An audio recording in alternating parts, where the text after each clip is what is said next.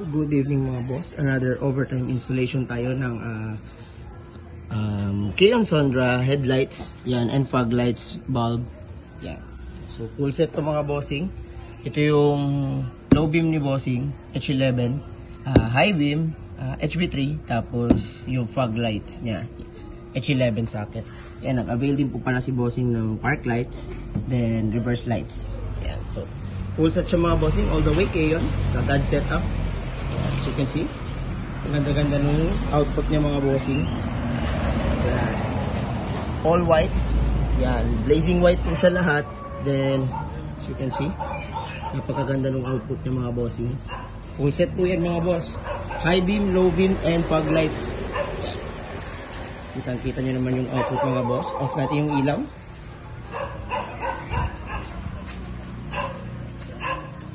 You can see, napakaganda, napakaliwanag ng ilaw ni bossing.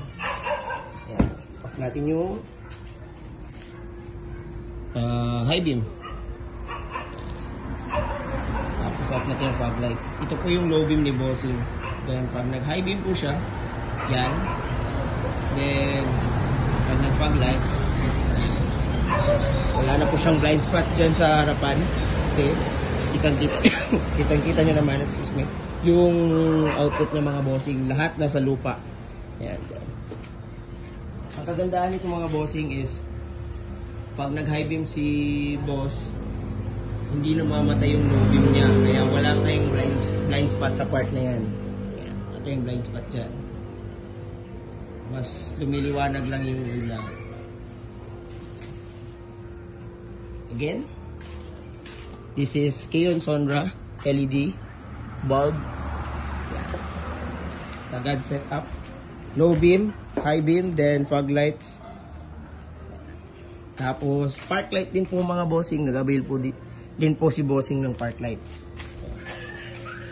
Natin off natin lahat, iwan natin si park light.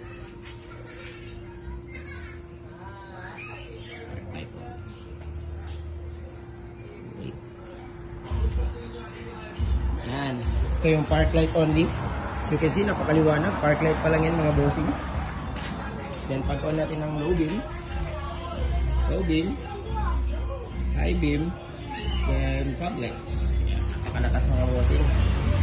Tapos nag-avail din po pala si boss ng reverse light. Actually naka-reverse siya karon. Yan, ngayon naka-reverse siya.